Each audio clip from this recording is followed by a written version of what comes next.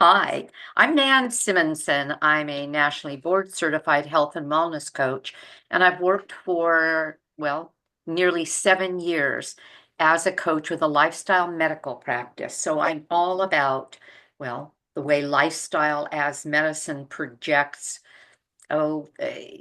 projects it that a whole food plant-based diet is the way to go, and I've done that now going on 7 years. I also wrote a book, Aging Powerfully, to celebrate my turning 70, and that was 4 years ago.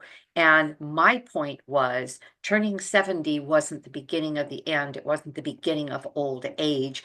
It was for me going to be the beginning of the next 1, 2, 3 decades of life. In other words, like a whole new life.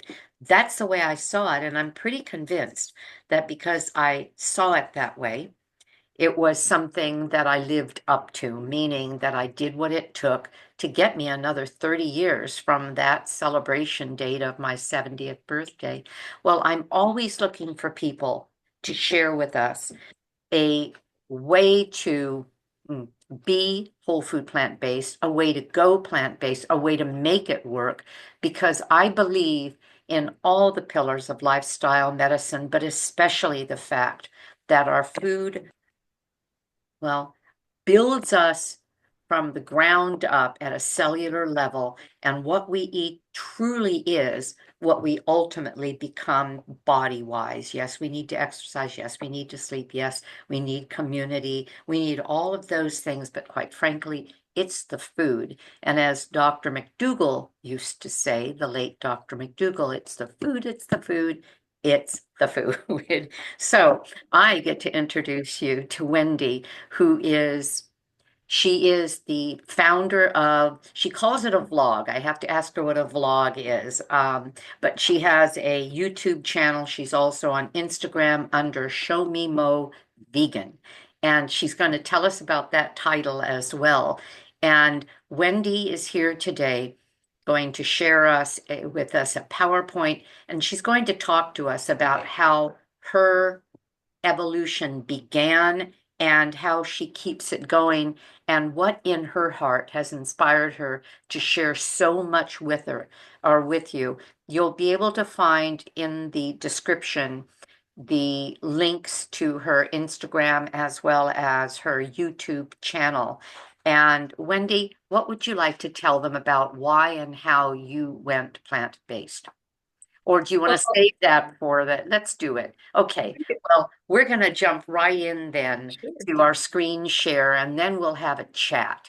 And if there's anything that you want to know, I've done this with a number of my the people I've interviewed. If you have anything you want to know, put it in the comments, and I invite my interviewees to just check out comments from time to time and answer any questions that I can't answer when I look at them often. So, Wendy, go ahead. Let's share screen. All right. And before I do that, when you said it's the food, I just have to show you. I don't know if you can see my shirt. It says it's the Plants. plants. So That's this is, wonderful. yeah, That's this is terrific. All something that my mom and I used to say all the time when we first went plant-based, because as new things kept happening that we realized how wonderful we felt, we were like, it's the plants. And I so, asked her about that. I asked her initially what brought her in, and she told me why she started, but she said it was so surprising that I was getting and feeling better and better and better. And I love that part of it. So we're in for a ride. Go ahead. Let's. yep. All right. So I will go ahead and share my screen and talk all about it. Let's see here. All right, so you should be seeing my Yes, PowerPoint right there. now. Okay. All right. So, like Nan said, I have a YouTube channel called Show Me Mo Vegan. And just in case there's any international audience, sometimes I get people asking me what that means. So I'm from Missouri, and MO is the abbreviation for Missouri. And Missouri is also known as the Show Me State. So it's just a little play on words. I am the Show Me Mo Vegan. And before I get into what I share on my YouTube channel, I just wanted to tell you a little bit about my history and how I came to a plant-based diet. So I grew up eating a pretty typical standard American diet. Although we thought that we were pretty healthy and we always tried to follow the food pyramid. This is the one that I remember. And I was always trying to get my 3 servings of meat and 3 servings of dairy. For me, that was usually cheese. And we did always have a couple of servings of fruits and vegetables every day. And then, of course, the bread and cereal group. But for me, that was usually things like Cheez-Its and Lucky Charms.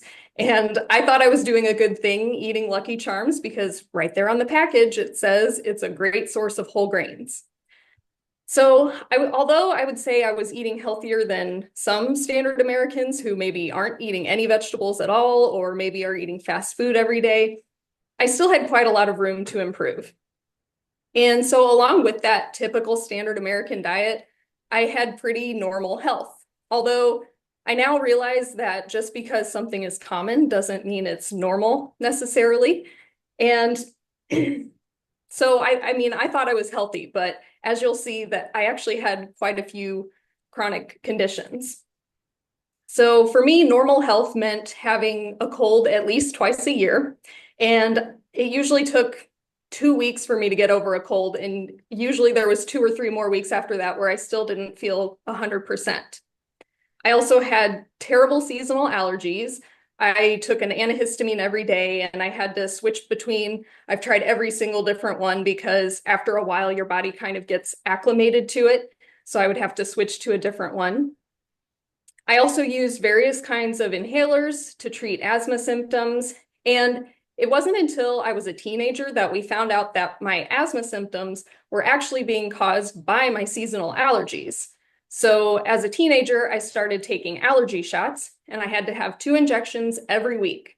And on top of that, I was still taking a daily antihistamine. Like many teens, I also had acne, and these chronic conditions continued through my 20s. In addition to that, I also found out that my cholesterol was elevated. So I did a health screening through one of my first employers in my early 20s. And at that first screening, my cholesterol was somewhere around 222 or 23.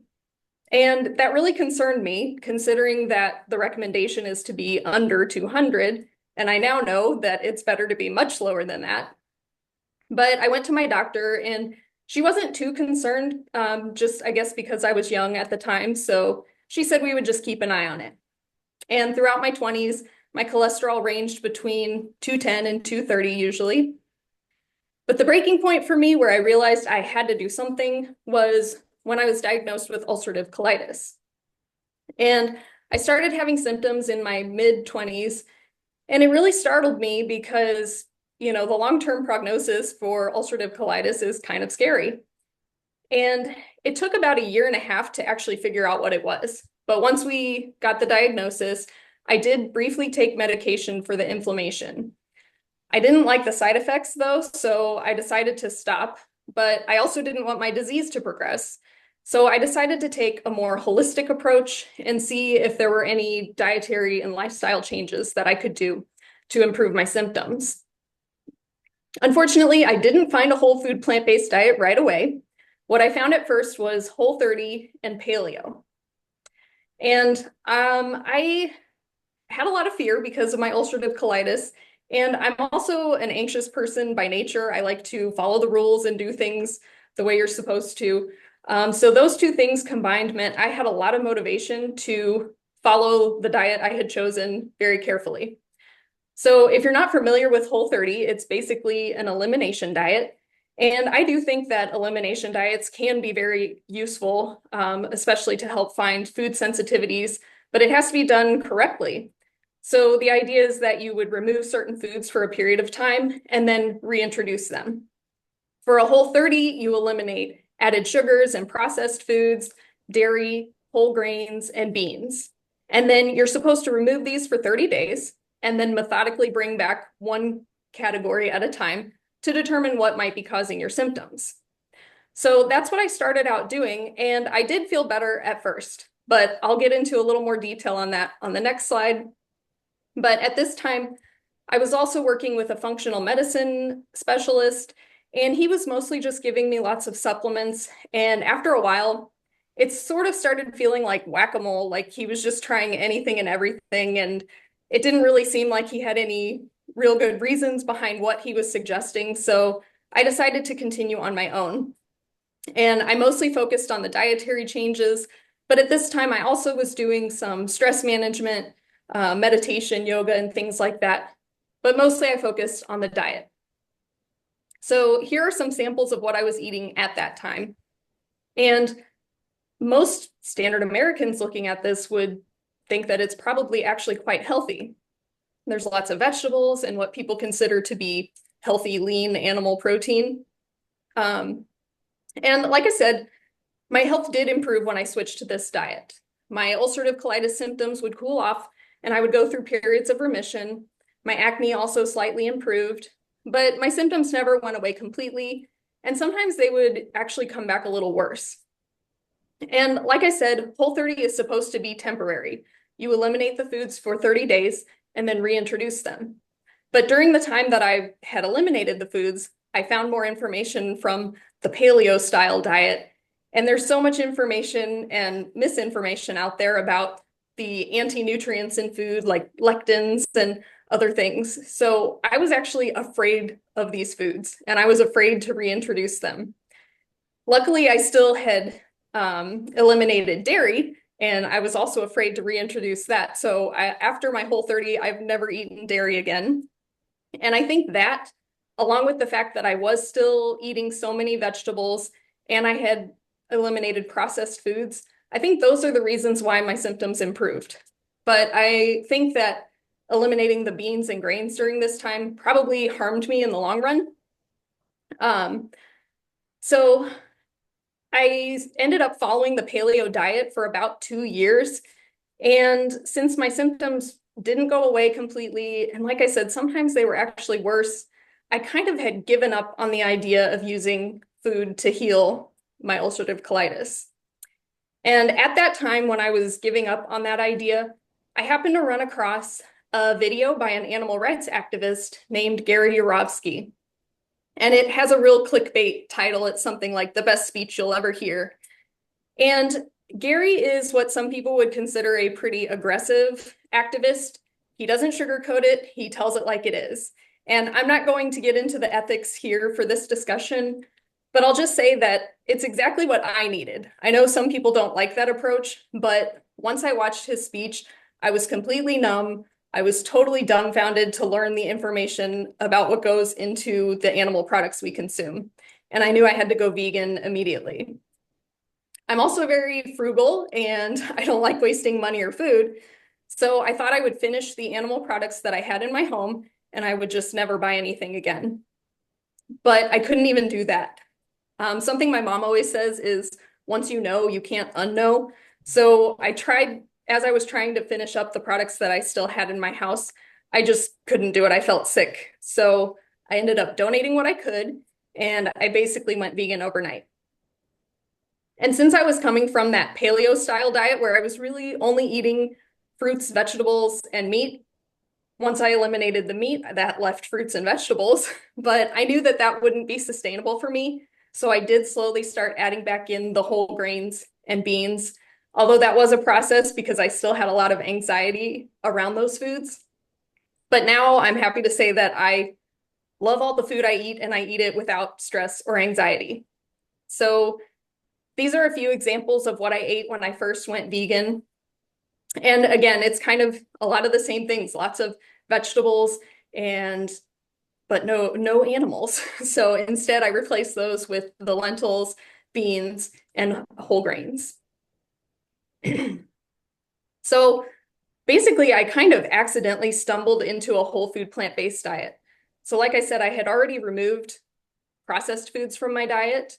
And so what was left was, like I said, vegetables, fruits, and then I added back in the beans and whole grains, small amounts of nuts and seeds, and I started using minimally processed foods, things like tofu and tempeh or whole grain breads and pastas. And once I switched to a plant-based diet, I immediately noticed some health improvements. The first thing was within the first couple of weeks, I didn't have any ulcerative colitis symptoms. And like I said, I had gone through periods of remission before, so I didn't get too excited right away. I just figured it was a temporary remission. But I also noticed my acne was less inflamed. I still had scars and acne all over my face, but before going vegan, I had a lot of redness and inflammation, and my skin was actually painful. So as soon as I went vegan, the inflammation and the redness went down, and I no longer had pain in my skin. I also had more energy just overall, and I felt better than I had in a long time. And so I kept up with it, and after 3 years, I still haven't had a recurrence of any of my ulcerative colitis symptoms. And it's actually coming up on 4 years. I've also cleared my acne, and I did have to tweak my diet a little bit for that. So when I first went vegan, I was eating quite a lot of oil. And then when I found out about a low-fat plant-based diet, that's really what helped me to clear up the rest of my acne. Just before I went vegan, my cholesterol was 225, and that plummeted to 129. And this took a little bit longer, but over the next 2 years, my allergies and asthma completely went away. I no longer take allergy shots or that daily antihistamine. Even during the worst part of allergy season, I might sneeze here and there, but I haven't needed to take any antihistamines in the last couple of years. So as I started realizing that these health effects were real, I started reading every book I could get my hands on about a whole food plant-based diet. These are just some of the books that I read at first, and I continue to dive into every book that I can find. I also watched some documentaries. The first ones I watched were Forks Over Knives, What the Health, and The Game Changers. Then I found the Physicians Committee for Responsible Medicine, and I often watched the Exam Room podcast. And then I found Chef AJ's Truth About Weight Loss Summit. And this kind of changed my world again. So when I went vegan, my world was flipped upside down. And then Chef AJ's Weight Loss Summit changed things for me for the better again. And I've actually always been slim. And in fact, I was bullied for it in high school. People in high school would tease me for being small, and they would joke about me being anorexic or bulimic, which I actually never was.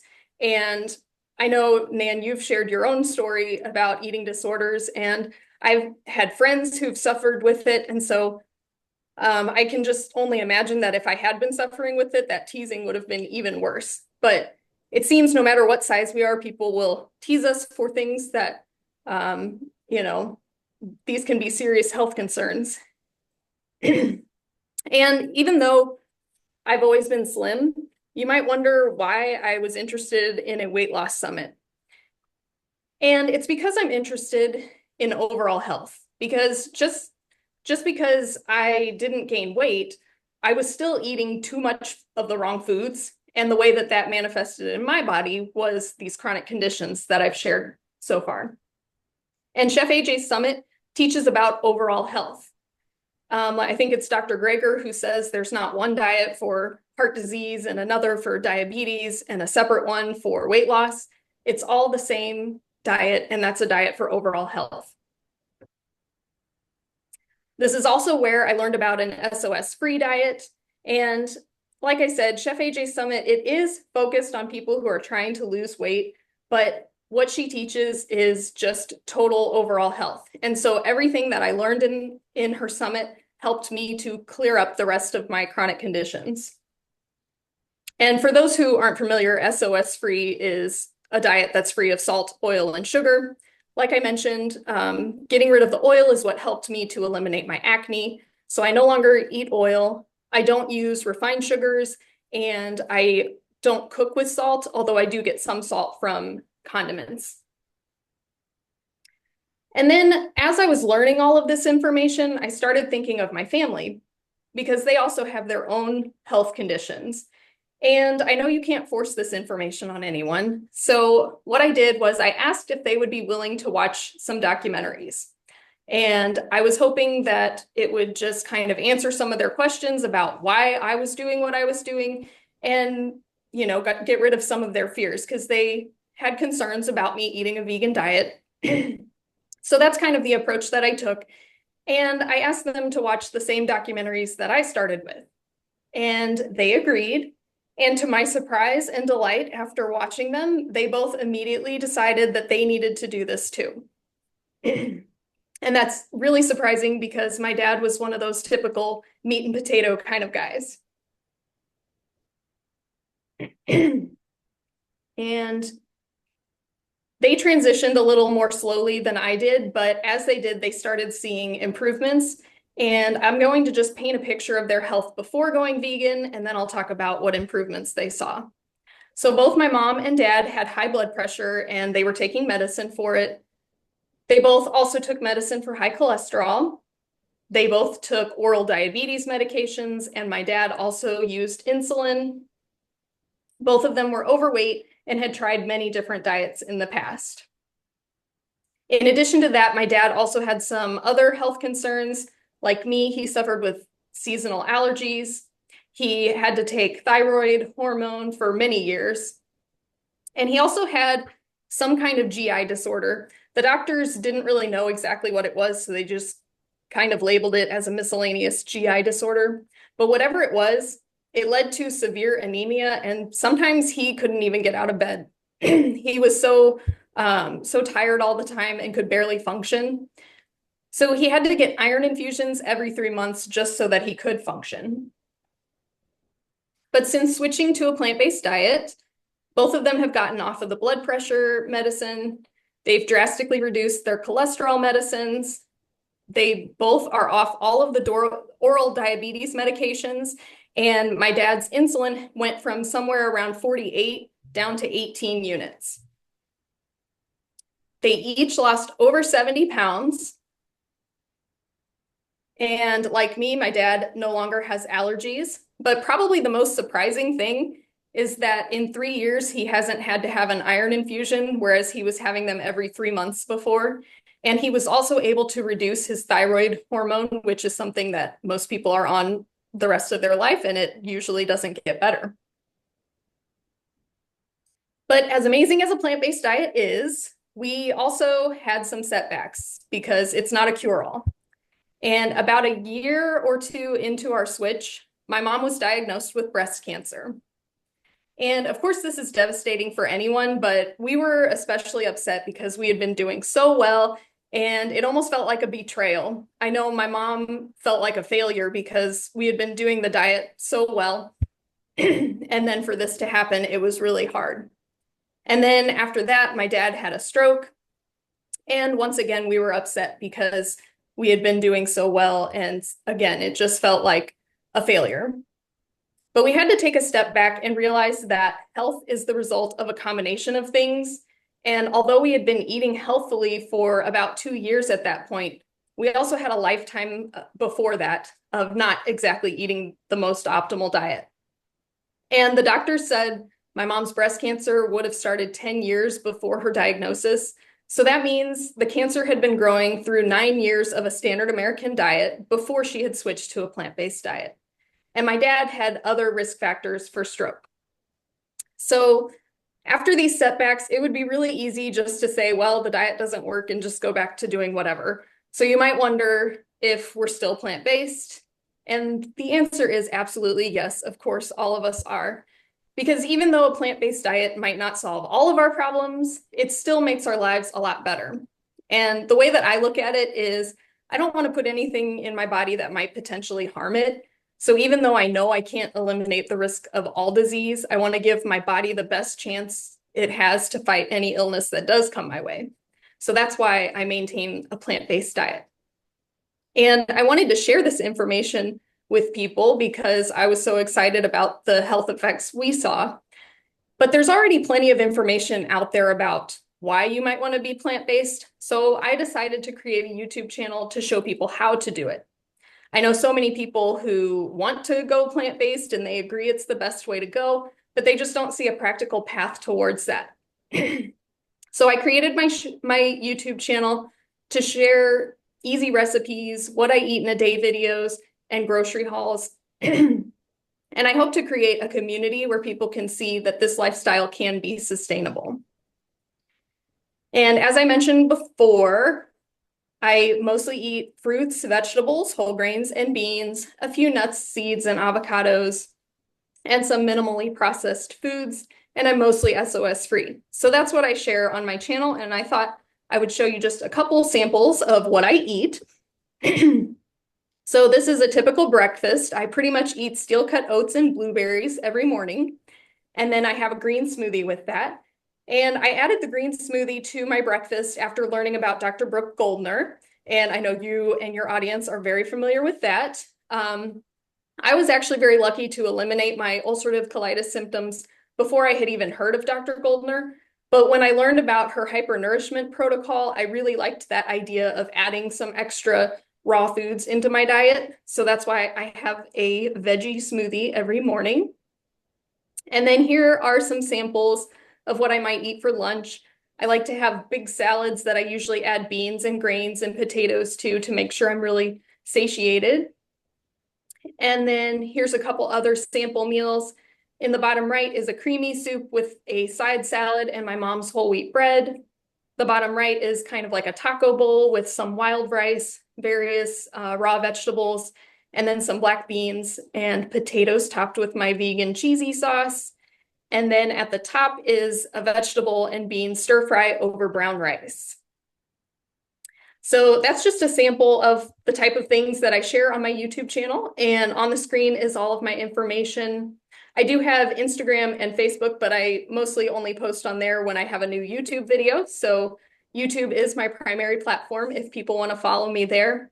And that's basically my story. So I will stop the screen share and we can continue the conversation, or if you have any questions, we Well, can I'm go. going to do some bragging because when I was looking at Instagram, I saw some titles like, well, what I eat on in a day and chronometers. So she has measured because people ask all the time, okay, I'll just ask you, the audience, what is the most often expressed question to a whole food plant-based or vegan person? What is it? Where do you get your protein? Well, it takes somebody measuring our nutrition to be able to then come back and say, well, this is what I get from it. I've had that question because I am in Dr. Brooke Goldner's Goodbye Autoimmune Disease Rapid Recovery Group. And that is a 6 week, very, very mm, measured and monitored uh, expression of her Goodbye Autoimmune Disease information that you can get online for free to the degree that you can do it on your own, which I did. I did it in September for the 6 weeks on my own, just from her podcasts and from her books.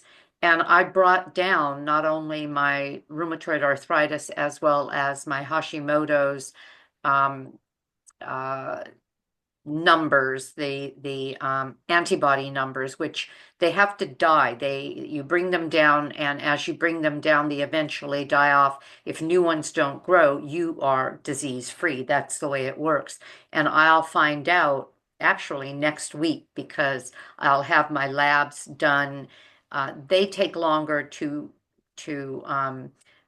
develop as a test than something like a CBC. And so I'm getting it done next Tuesday or Wednesday, and then it'll be done in time for the end of the 6 week program. But I know that they've continued to go down. I'm sorry, I have a hair that's bothering me there.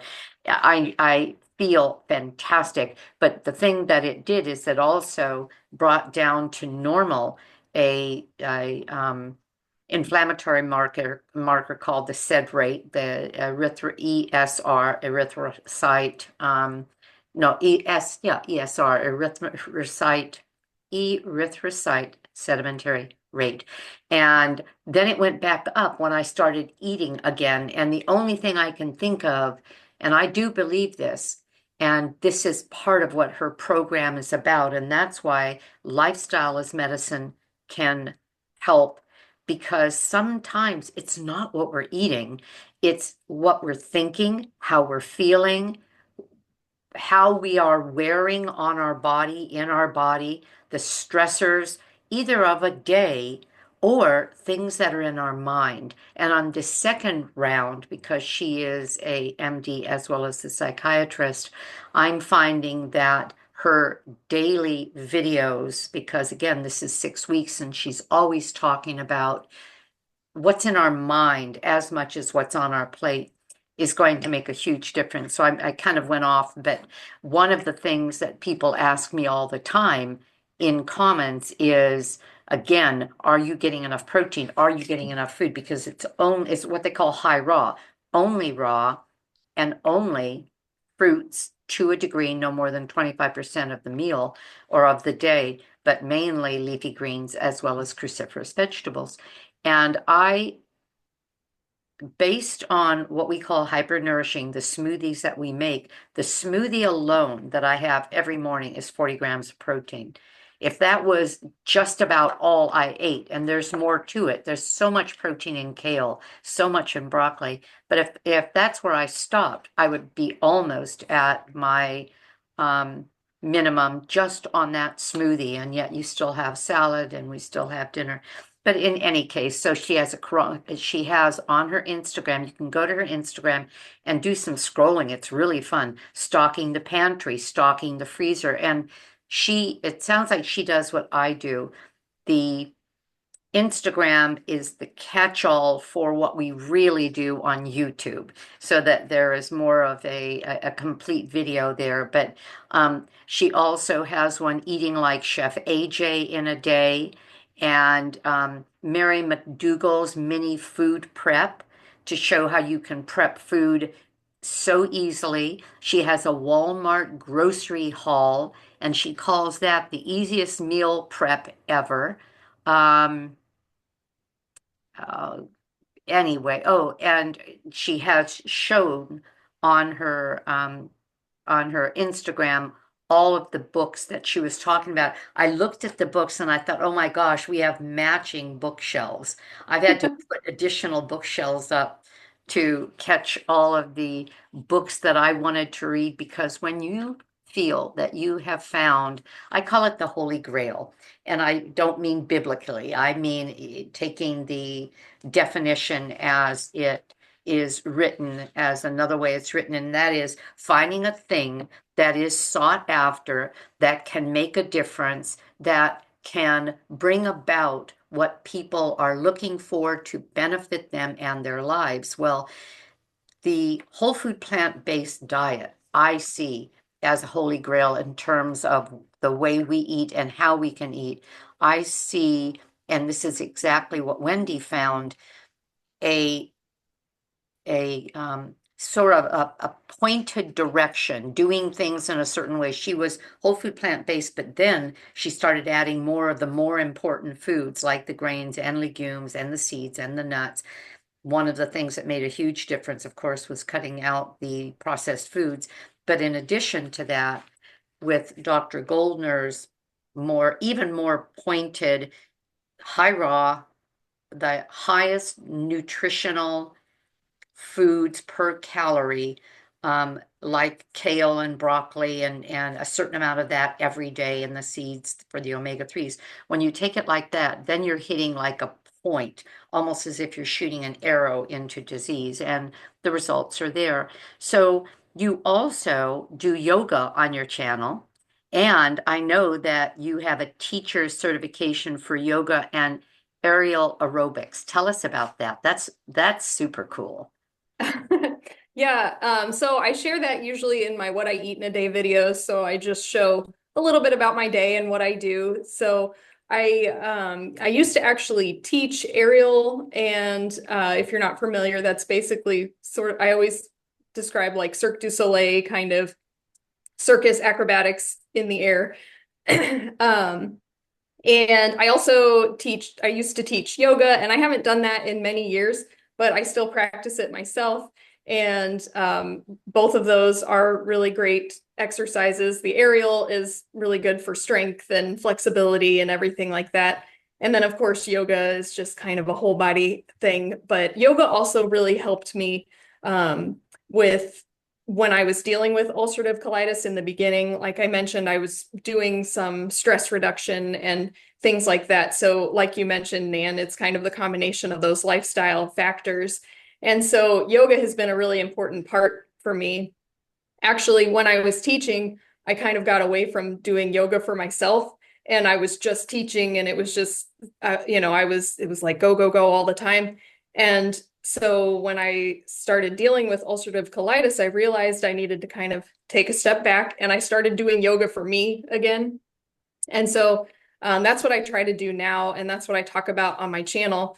Even if I can only do 5 minutes in the morning, I always try to do a little bit of yoga just to kind of stop and center.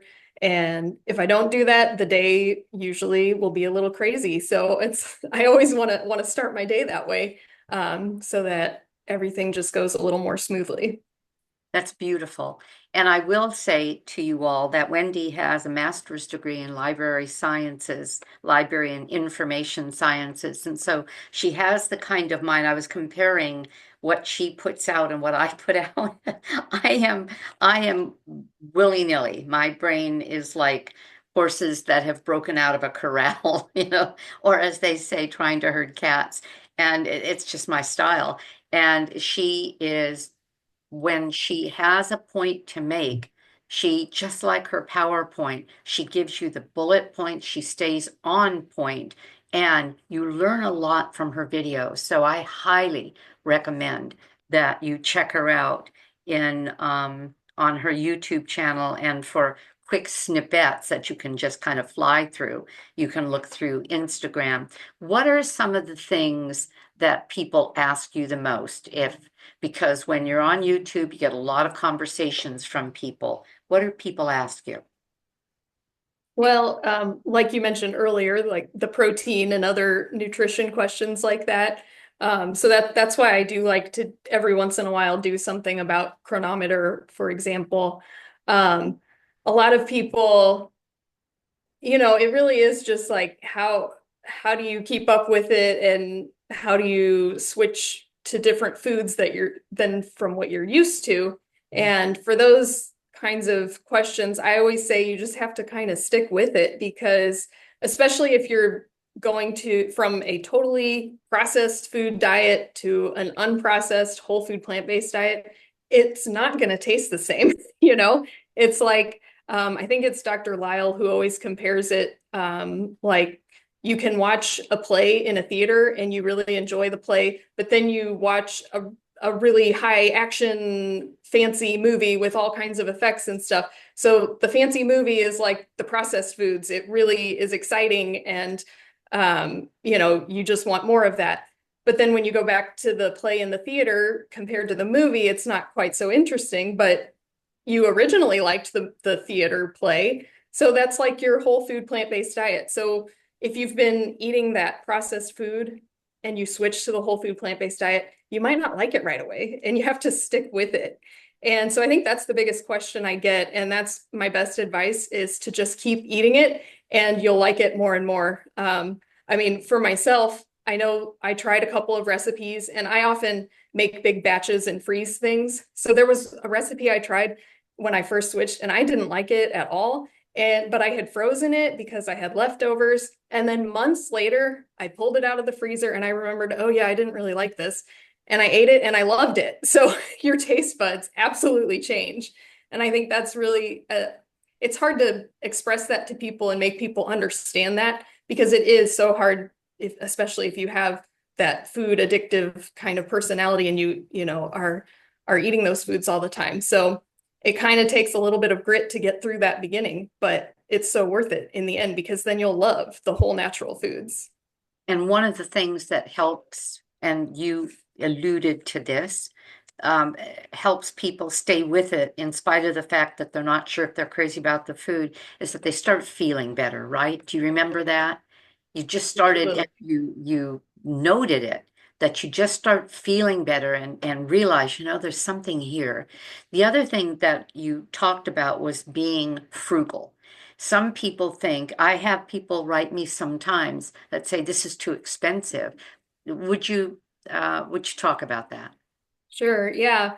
And definitely with any diet, it's going to depend on exactly what you're eating. But in general, a whole food plant-based diet is based on some of the cheapest foods you can get. The whole grains and the beans and the pastas, if you're eating that, all of those things are relatively cheap and can be found at most regular grocery stores. Of course, assuming you have access to a grocery store. And, unfortunately, some people may not. But if you can get to your local grocery store, those are the cheapest foods you can find. And um, sometimes, fruits and vegetables are probably the most expensive thing, but they're not all that expensive. And you can always get, frozen fruits and vegetables if you need to. But overall, not consuming the dairy and the meats really actually has cut back on the amount of money that I'm spending.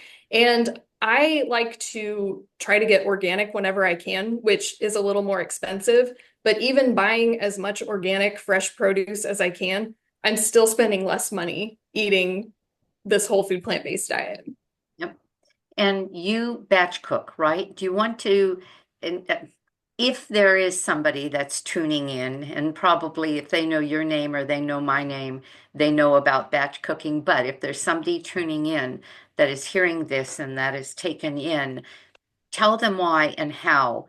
Well, first of all, why batch cooking makes sense, and just in general, how you do it. And I know that you have that in several places. You can Mhm. scroll through her Instagram and see her talk about her batch cooking and easy meal prep. So go ahead and talk about that.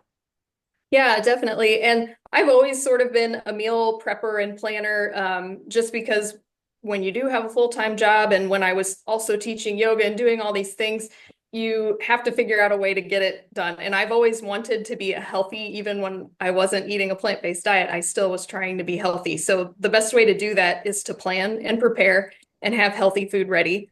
So for me, well, there's different ways of batch prepping, I should say, and I talk about this on my channel, as you mentioned. So you can either make complete meals and just make a large batch of it and then freeze or eat it throughout the week, or you can prep components. And that's usually the way that I have been prepping lately. So, for example, I will cook a whole bunch of potatoes that I can eat all week long. I'll cook a batch of some kind of beans or some kind of whole grains and keep them in the fridge. And then every day you can pull a meal together in 10 minutes or less just by mixing those components with some fresh vegetables or some frozen vegetables. You can, if anyone's familiar with Tammy of Nutmeg Notebook, she has batch prepping about salads, and you can batch a whole week of salads ahead of time. So if you were doing something like Dr. Goldner's protocol, you can prep all of those fresh veggies a couple days in advance so that you're ready to go. And that kind of leads to the other thing I try to do on my channel is show that no matter how you're trying to do a plant-based diet, you can pick what works for you and just leave the rest. So if you're doing a specific protocol, follow that protocol. But if you're just looking for overall health, there are so many different ways to do it. And sometimes people get overwhelmed, I think. And they just think, well, but this person says to do it this way, and this person says to do it this way. Focus on what they all have in common, which is a plant-based diet. All the little nuances, take what works for you. Everyone is a little bit different. And, there's no one exactly perfect diet for every single person. What is right for everyone is a mostly plant-based diet. We know that from the research that a largely plant-based diet is the healthiest way to go. But all those little individual things, like how much, if you have nuts and seeds or oils or not, those things can vary from person to person. We all have different food sensitivities. So I like to try to show people that all of these different methods have a place. And just like, we started this question with batch cooking. So there's different ways to batch cook. You have to find what works for you. And there's room for all of these different approaches. So I try to show that any way you're doing it, it can be manageable. And do you have some equipment that you find is your favorite to allow you to do it fast and easy? Go ahead. Yeah, sure. So I have started using some different kitchen equipment since becoming vegan, um And actually, a lot of this I had before I was vegan, but I've been using it more. So for instance, the Instant Pot. I love my Instant Pot and I use it multiple times a day sometimes. So that's how I batch cook those beans and grains and things like that. I do have a Vitamix, and even if you don't have a high-powered blender, any kind of blender is really helpful. I use my Vitamix every day to make my smoothies, and but really you don't have to have anything fancy, just a good knife to prep your vegetables, and a cutting board, a couple pots and pans, maybe a skillet or two, and some good utensils. And that's really all you need. A food processor. I do use a food processor a lot. And just the basics really. But those are probably my go-to tools. You said on one of your videos, or at least the title was, 5 reasons that I don't go out to eat. Talk about that. Oh, well, honestly, I've never really liked going out to eat. But so I never really went out to eat a lot. But after being plant-based, it's really hard to get a healthy, whole food plant-based meal when you go out. It is possible, but even if you ask them for no oil, for example, if you're on a no oil diet, there's probably going to be some oil in it. So there are ways that you can, try to manage that if you have to go out to eat or you want to, calling the restaurant ahead to try and see if you can have something basic, just like a potato and steamed broccoli, something simple. Sometimes looking at like the side menu and seeing what vegetables they have available and just ask for the vegetables, or eat ahead of time. But yeah, for me personally, I don't eat out a lot just because of those reasons. Like I can't get the kind of food that I want to get. I have heard of people who said that they would actually call the restaurant ahead and say, I have a specific diet, but I'm going to be meeting people here. And they'll actually bring their own food and have the restaurant put it on a plate and bring it out to them. So for people who do want to eat out, there are ways to do it. Yeah. But yeah, it can be a little bit of work to make sure you're getting what you want that fits within your lifestyle. And for anyone listening to this that spends most of your meals on some restaurant or fast food chair, this might sound pitiful and awful to you. There is a point at which you realize when you begin eating whole food that is plant-based and looking away from processed foods, understanding what they have in them that our body doesn't recognize, doesn't want, and keeps us ill, you start realizing that just about everywhere you go, the food is manufactured for ease, and then they heat it up, add a few things, and put it on a plate, and loaded with oil, and usually a lot of sugar, and usually a lot of salt. And it just becomes, within a short period of time, you start realizing that it's not the food that you want to eat, and you start feeling better, and you look better, and you're healthier, and your numbers get where they would be called healthy as opposed to being on lots of meds. And it's 100% worth it. Is there anything else? We're coming up, I think, on about an hour or so, or a little after. Is there anything else that you want to say? Anything you want to tell people?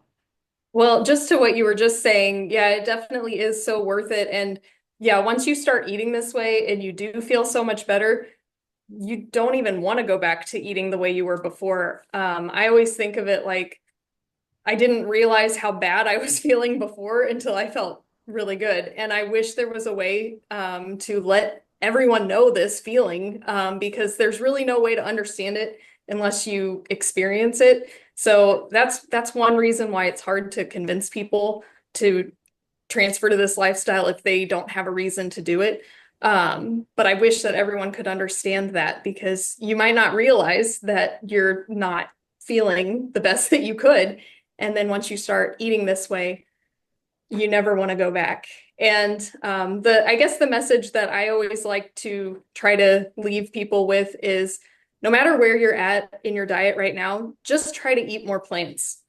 We all know that that's the best way to go. We know that people who eat more fruits and vegetables are healthy. So So just eat more plants, add some more plant-based foods to your day and go from there.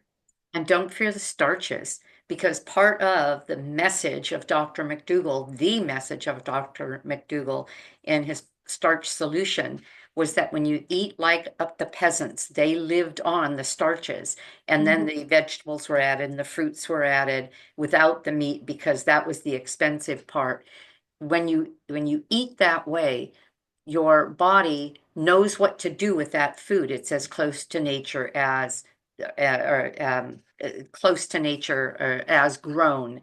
And the saturated fats, which are even in fish, many fish are they're one of the worst things that we could do for us. And that's where we start to realize that, um, unfortunately, the way our animals are raised, but also the nature of the animals that they contain saturated fats that our body just doesn't want. So yes, the more vegetables and fruits, beans and legumes, um, um, I want to say spuds, tubers that we eat, amazingly, and those are, to me, those are the most satisfying foods there are, the Yeah. better we do. So I think that's that. All right. I so much appreciate your time, Wendy.